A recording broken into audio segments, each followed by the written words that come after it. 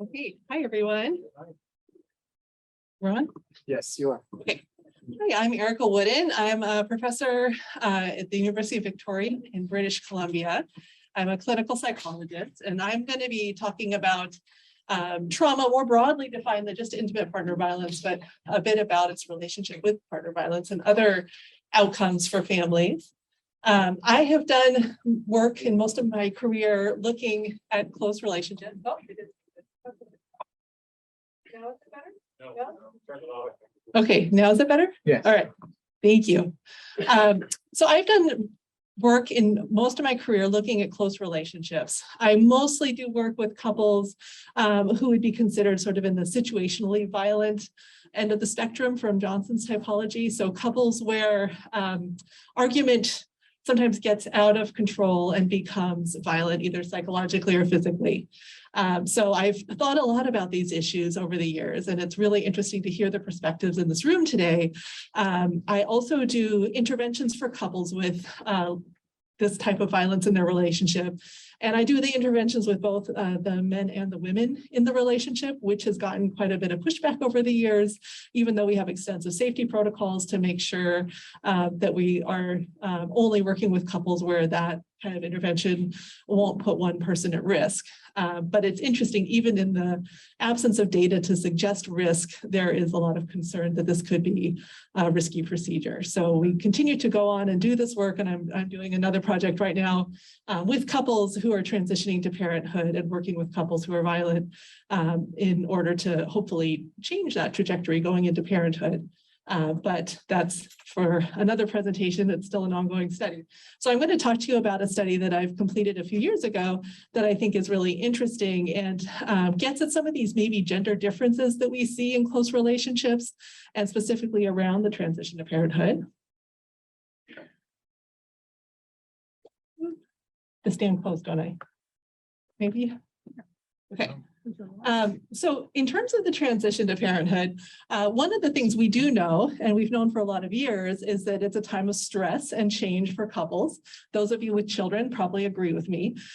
There can be a lot going on. There's a lot more childcare responsibilities. Couples tend to fight more. Relationship satisfaction goes down on average. So it's a hard time for a couple when they start to have children. Still working now? Still not getting it? We might have to do, I don't know why No, it's not working here. it's not working.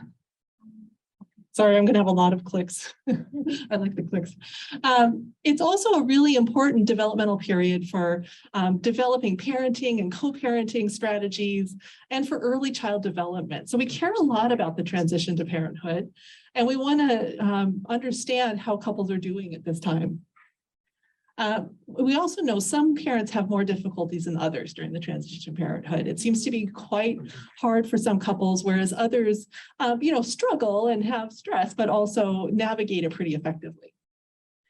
One of the things that we're interested in is parents who have a history of trauma in their own background. So we know there is research showing that when parents have trauma in their history, their kids tend to have more behavior problems, even if the trauma occurs before the child's lifetime. But that most of this work has been done with mothers. So there's bias in the field where often it's mothers and children that get studied, and fathers are not as often included in research studies. It can be difficult to include both members of the couple, but that's where close relationships research is so great, because we always have both members of the couple. That's what we're interested in. So next one. So why might that happen, that a history of trauma matters so much? One of the avenues could be that it's harder to parent when you have a history of trauma, that it's harder to be an attentive and present parent, and that could lead to child difficulties of adjustment. There's also probably some genetic transmission, and now we know epigenetic transmission, where the trauma might actually impact how genes are expressed in the child. And there's probably other avenues as well. And so the classic model is that probably what's happening is people with a history of trauma have greater post-traumatic stress symptoms, things like arousal, avoidance, re-experiencing, negative thinking, and that might be causing it to become more difficult to parent. And that the parents are having difficulties with their own self-regulation. It's just harder to pay attention and to manage emotions, and that maybe parents are more detached, and that's leading to parenting it's not as optimal as we would hope. Okay. And so in our research, we have found that for the women in the sample is that it's sort of the classic pattern that that when women have more symptoms of post-traumatic stress, their toddlers tend to have more internalizing problems, so like anxiety and depression symptoms, and that particularly when the mothers are more overreactive or harsh in their discipline. So that's the classic pattern that we might see or expect. But this was not true for men in our sample. So I want to go forward to what we're going to talk about today. So a trauma history in parents might be important for a number of reasons, not just because of post-traumatic stress disorder. There could be greater mood and anxiety symptoms, challenges coping effectively with stress, but there can also be problems in the interpersonal relationships. So, can you back a bit? So trust in interpersonal relationships might be impacted, confidence in parenting abilities, that from that history of trauma, it makes people more vulnerable just in terms of their interpersonal well-being. And so specifically in intimate relationships, we know that history of trauma increases the risk of relationship distress and intimate partner violence, among other things. So trauma, even from early on in life, can continue to impact adult relationship functioning. But there's a lot of limitations to this research, one of which is that nearly all focuses on women's trauma history, often limited to specific types of trauma. So in women, it's often a history of sexual assault. Men, it's often combat history. A lot of the research is also cross-sectional in nature, so it's hard to tease apart how things change over time. And often doesn't take that dyadic context into account, and the fact that an individual with a trauma history is existing within a relationship with someone else who might also have a trauma history, and it starts to get pretty complicated. So the question we had for this study, we're looking at fathers and mothers' history of trauma and how that might predict parent and family well-being. We're looking at psychological functioning, relationship well-being, and also parenting and child outcomes. So trying to get sort of a broad picture of what might be happening here. And so this study is called the Partners to Parents study. And we started with 98 couples in mixed sex relationship from Victoria. They were all in the 3rd trimester with their first biological child. They were living together and able to communicate in English, recruited through prenatal classes, maternity doctors, public announcements. So this is just a community sample of couples, some of which would have intimate partner violence and other issues, and some wouldn't. We did follow-up questionnaires with the family at their child's 1st, 2nd, and 4th birthdays. So we basically followed them until their children were preschool age. And this is our demographics for our participants. This roughly matched what we saw in Victoria at the time the study was conducted. And you can see only about 2/3 were legally married, but all living together an average of 5 years. Okay. Sorry, we can go forward.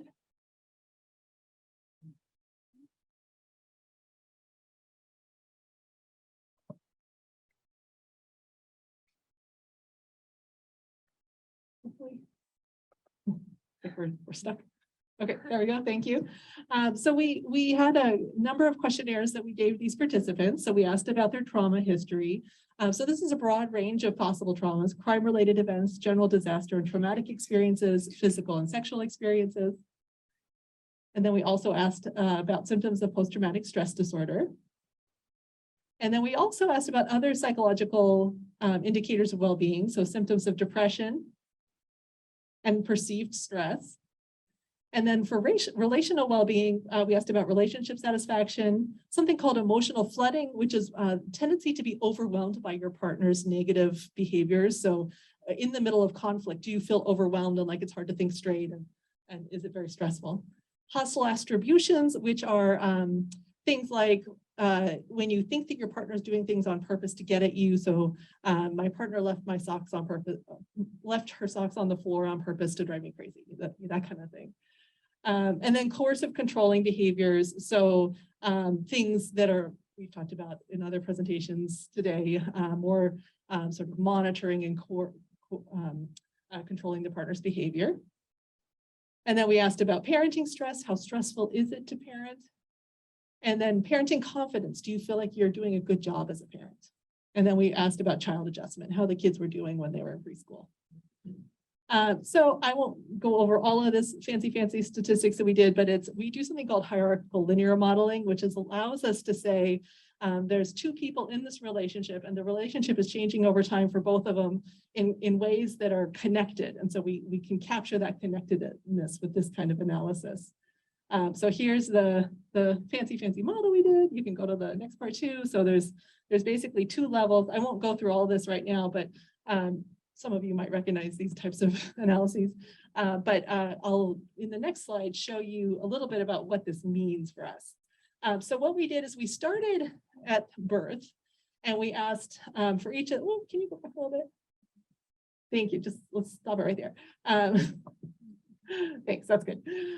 So at birth, the first thing we did is we looked at post-traumatic stress disorder to see how couples were doing. So for men and women in the sample, they both had some symptoms of post-traumatic stress, not high because it was a community sample. But the big thing is that women were more likely to have symptoms of post-traumatic stress than men, which is quite common. Women are more prone to PTSD. And so that's not surprising.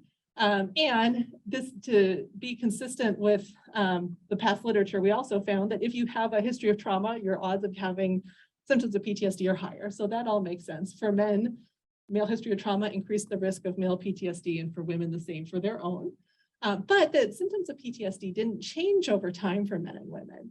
And so across the transition to parenthood, symptoms stayed pretty steady. So it didn't look like the transition to parenthood was exacerbating symptoms of post-traumatic stress. Okay, now on to the next slide. So here we see a different pattern. So this is looking at, I don't know because the titles, this is going to get really confusing for me. I can't see any of my titles. Depression, thank you. So depression showed a different pattern. So here again, women are more likely to be depressed than men at the child's birth. And again, that's common. You see higher rates of depression in women. And actually female trauma increased the risk that both men and women were going to be more depressed. So this is an example of a partner effect, where sometimes the way your partner is feeling can impact you and your own well-being. Then go to the next part. And then what we did see though, and I've known this for a while in our sample, and I'm still trying to understand it, is that men in our sample got more depressed after the transition to parenthood, whereas women stayed pretty stable. So men are increasing in their depression in the first 4 years after their child born. And if the men have a history of previous trauma, that actually increases their risk more. So go to the next slide, and you can see this on a graph. So the blue line is men without much of a trauma history, and the red line is men with a higher trauma history. And you can see that those men are much more likely to be depressed in the 4 years after their child is born. So there's something about having a history of trauma that seems to be triggering depression for men early in their child's life. And then what did we look at next? Anybody know? What does it say at the top? Oh, go back one. Yeah. Perceived stress. Okay, perceived stress. No gender difference at birth. But the big thing to note is perceived stress goes up for both men and women at the transition to parenthood, not surprising. But it also really goes up for men who are themselves have a history of trauma or whose partner have a history of trauma. So again, men seem to be more sensitized around the transition to parenthood. Go to the next slide. And you can see that again here. So men without a history of trauma, their stress level goes up a bit. But if you have a history of trauma, it goes up quite a bit. Okay. And now relationship satisfaction, I can read that one. At birth, women are actually more satisfied with their relationship than men are. And go to the next part. And for both partners, relationship satisfaction declines. It actually declines more for women. That's consistent with past research. And male trauma puts men at risk for a particularly steep decline. So again, you can see that declining for both men who are high in trauma and low in trauma, but the high trauma group really declines. Okay, and then something parenting, no, emotional flooding, thank you. So no gender differences before at birth. And go to the next part. But male trauma also increases the risk of greater emotional flooding over time. So go ahead. And you can see here again, the group that is not high in trauma, maybe even declining a slight bit, but the group high in trauma are feeling more sensitive to their partner's negative affect. Hostile attributions. Okay, we can just go down here. So it actually declines for most people, but for men with a high history of trauma, it does not. So go ahead. So you can see there's actually a reverse pattern. Over the first 4 years of parenthood, most men actually get less hostile attributions toward their partner's behavior, but men with high in trauma don't. And then this is coercive controlling victimization. So were you a victim of coercive control? So in this community sample, like a lot of other samples, and Dr. Hines talked about that this morning, men are more likely to be the victims of coercive control than women are in these community samples. It stays pretty stable across the transition to parenthood, but men with a history of trauma are more likely to be victimized than men who are not. So go to the graph, and you can see again, it really is that high trauma group that seems to be more, experience more coercive control from their partner. Okay. And then this is parenting sense of competence. And you can go to the next one, I think is the interesting part. Again, men with a history of trauma don't feel as much confidence in their ability to parent effectively. And again, most men are getting better. They're getting more confident. By age 4, they're feeling pretty good, but not the men with a history of trauma. Okay, and then the last findings, we looked at also parenting stress, how stressed you are as a parent, and your children's behavior problems at age 4. And you can see for women's trauma, it actually didn't predict their parenting stress. It did child behavior problems, but for men, both trauma predicted both parenting stress and behavior problems at a higher level. So it seems to be impacting kind of across these different domains. So basically, for both mothers and fathers, a history of trauma was related to symptoms of PTSD, but the PTSD did not seem to be as affected in early parenthood as some of the other issues. Especially for father, this trauma history seems to be really important when we understand how dads are doing across the transition to parenthood in all these domains. Okay. So essentially, there's some indication that father's trauma history can increase vulnerability to the stress of early parenthood, but that the changes in PTSD can't really explain those links for dads in the same way they seem to do for moms. And so we need more research on the mechanisms by which paternal trauma history leads to individual and family challenges.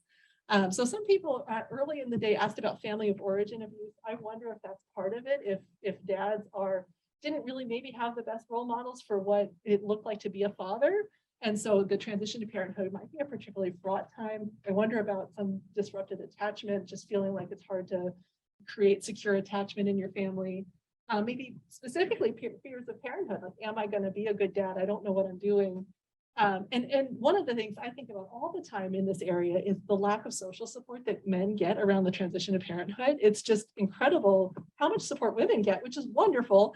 But these dads are depressed, and some of them are not doing well.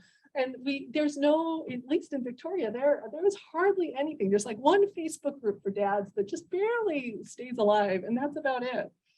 So in a lot of the groups, like parenting groups, will be like mom and baby group. You know, mom and baby is a really, that's the gendered stereotype there is so concerning. So thinking about how to help dads more at this time. We also, you know, it seems like fathers with this trauma history might be at risk for the intergenerational transmission of poor self-regulation. Like the very thing they don't want to do, they don't want to transmit that to their kids, what they have experienced in their lives. But it looks like they might be at risk of doing that. And so how can we help that? So more services are obviously needed. But, you know, this is sort of saying it looks like we can have services in all these different areas that probably support individually at the couple level, and parenting interventions could all potentially be helpful to break that transmission cycle. And these are the sources of support we get. So thank you very much.